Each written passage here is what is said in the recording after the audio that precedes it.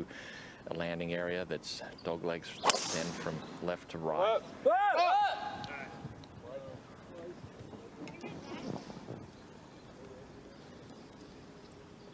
I got it. There it is. Almost took one for the team. You okay, my man?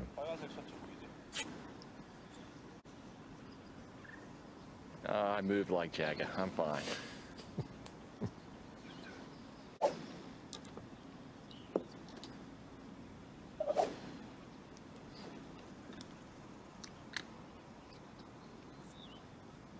As it is, not as much down as it has been the last couple of days. I think it makes it a little bit more difficult. Players know they can't challenge that sandy area as much as they have in the past couple of days. And that one there looks like a beauty for SungJaeIm. That one's going to find the center of the fairway here at number 11.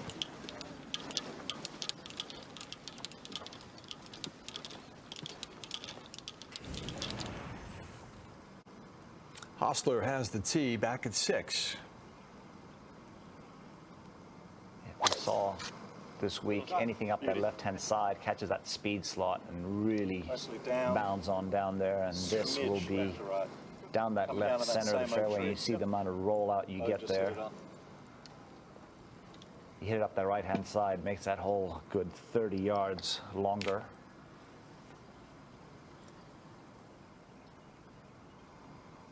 Snedeker loves to move that thing right to left.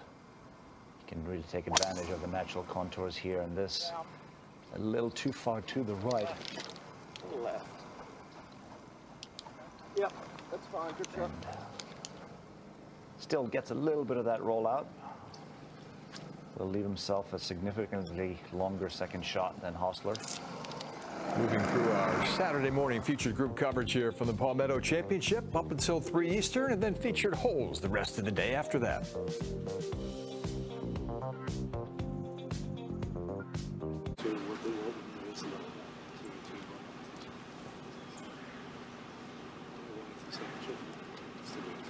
Yeah, comes up short. It's easy to do. Drive it a little bit just on a slide down slope, but then again, you know, leaves around it. I can't like guarantee it comes out perfect. So. Where the pin, Tom?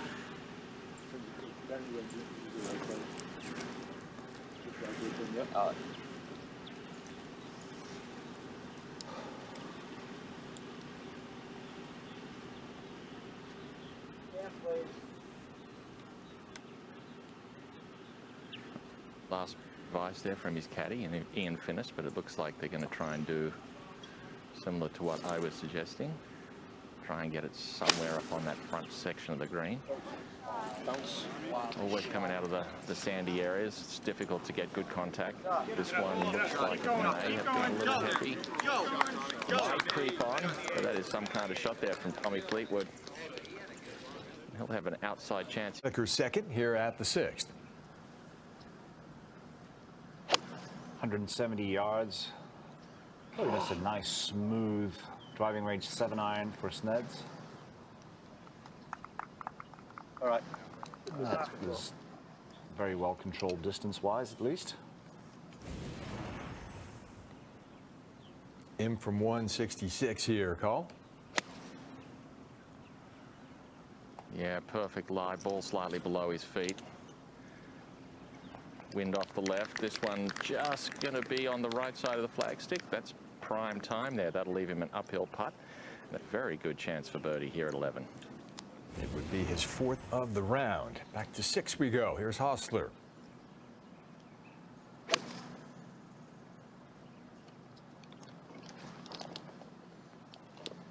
Can really hoist the irons that one up in the air over 100 feet and settles softly there as the wind starts to freshen here.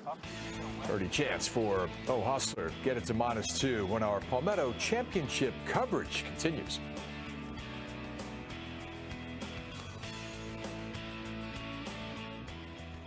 Well, the challenge here is it's a little bit uphill, but will turn hard to the right at the end.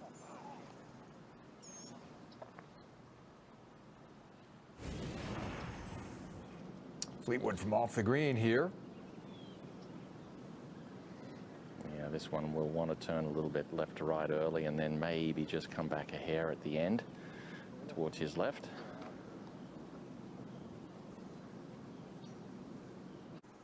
Terrific second shot into the sixth for Hostler. I should have learned a little bit about the break here from Brandt. Maybe not as much left to right. Of course, that one goes right. The overcompensation. Both players come up empty there at 6.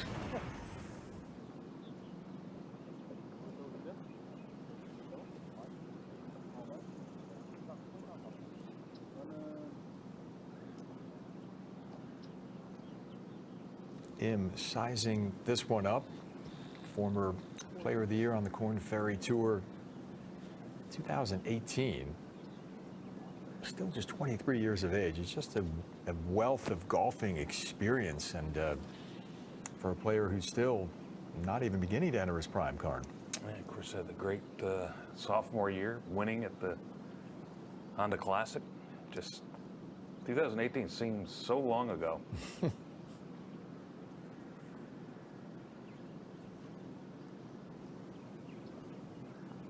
It's now from 14 feet for Im. Not much in it.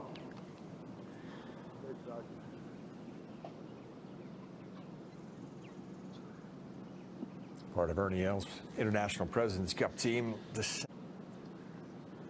been a pretty good season. Comes in this week 30th on the FedEx Cup points.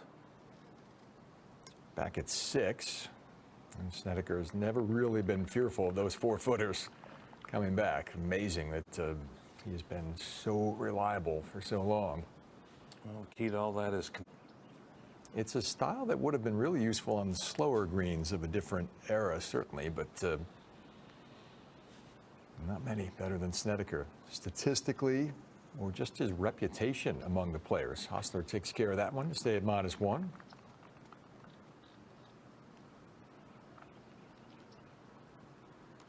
he doesn't shy away, and he's had chances, and it really hasn't thrown it away. He's just been beaten.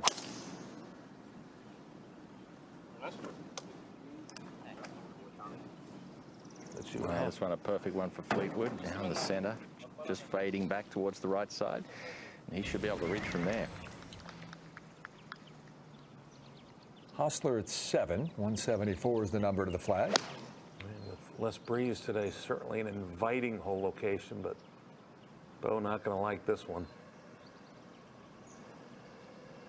Just got 0 left to right, and I don't know.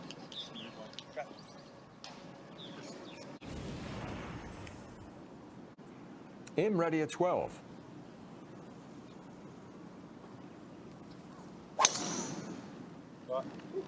Yeah. Oh, this is a nice looking knock for Im. I tell you what, some people can't point that straight, Swanee. That's a couple in a row for SungJae. They've just been blistered right down the center. In a nice rhythm at the moment. Sned's back at the par 3. Sneds normally likes to play this right to left. Don't plug. This means a little luck, and that will find that sandy area short and right, as he said. Hopefully it didn't plug. Snedeker was begging for the tee shot to not plug at 7. Looks like it didn't. Piece of cake.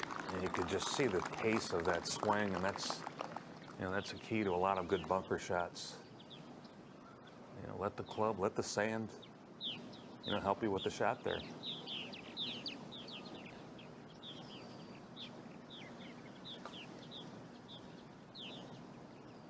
Hostler outside 50 feet here.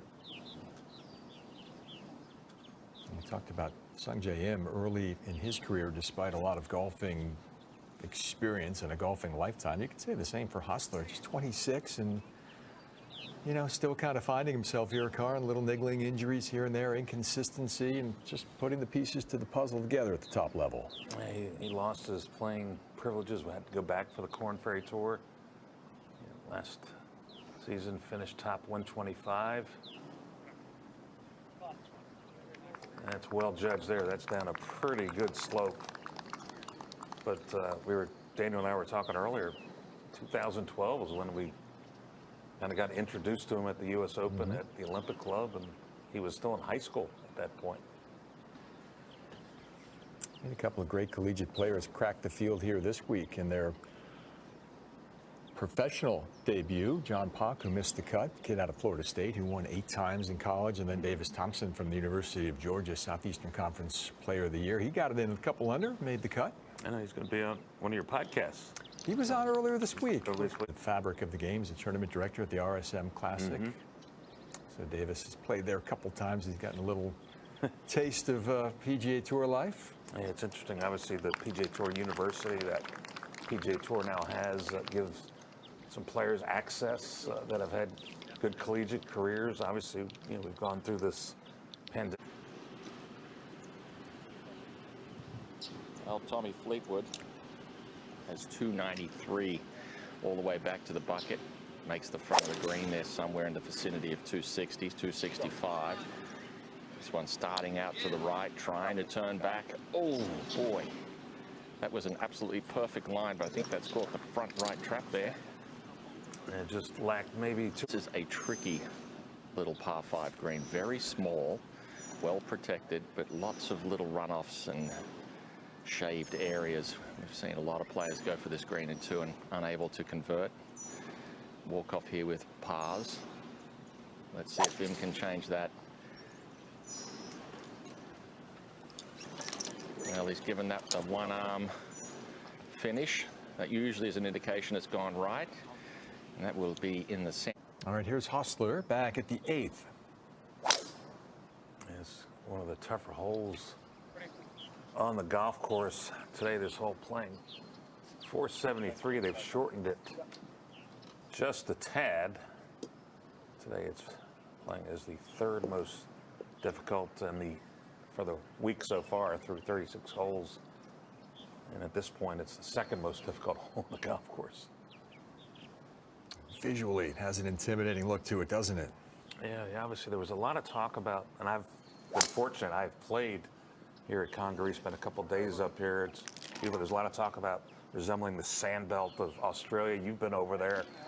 I mean, it's very similar in its design as we've been talking about for the first couple of days, Swanee.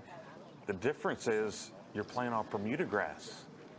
So some of the shots you see around greens may be a little different than you might see at Royal Melbourne or some of those courses, but you've been over there. I mean, it's just a beautiful property. The breeze is freshening a little bit here at the 12th for the week. 12 is played as the 30th hole. There you see it. Surrendering 4 eagles, 85 birdies. More than doubling the amount of bogeys or worse here. Yeah, that's what you would expect. You would, in most cases, a PGA Tour event, you would expect the par 5s to play the easiest. There are some that can be challenged. That 4th hole, for example, for the first couple of days was, towards that upper end of the easier holes. Over 600 yards, tough green complex, but really just a beautiful design by Tom Fazio, and it's a really fun golf course to play.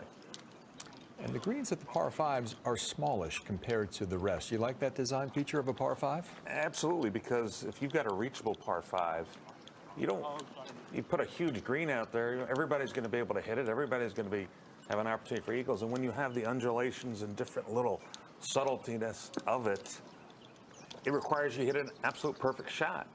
And I think that's what it should be. And you better miss it in the right spot. Otherwise, you might be battling to save par.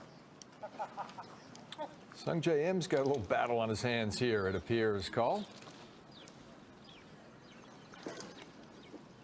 He has certainly that.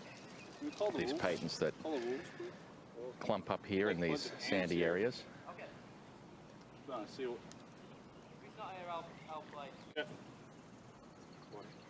Gotta like that. Well, SungJaeIm has